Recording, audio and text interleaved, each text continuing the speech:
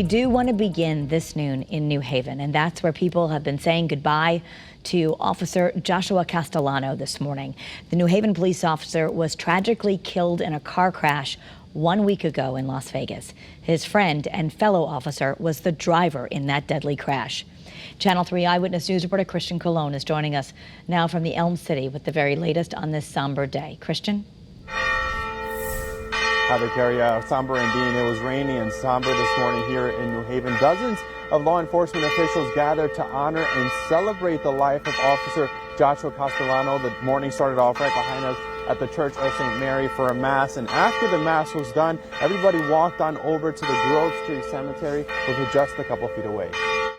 A rainy, somber morning for the city of New Haven, once again honoring a first responder killed, this time an officer who spent 7 years protecting the Elm City. There's always a connection, you know, just the type of work that we do.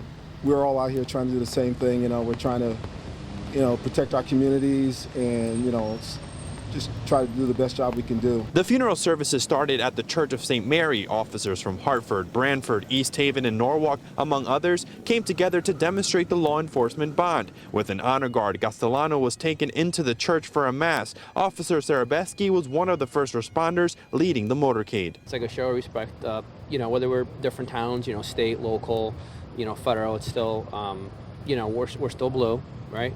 We're still in it together.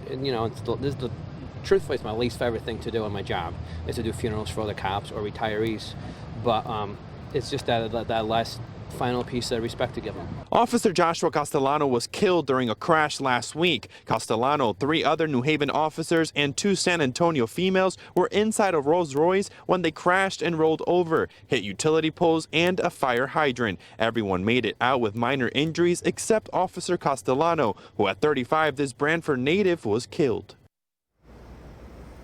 The burial services are still happening at the Grove Street Cemetery, just a couple feet away from the chapel right here. And if you want to help the family out, there is a way to do that. You can head onto our website or the Channel 3 app to learn how.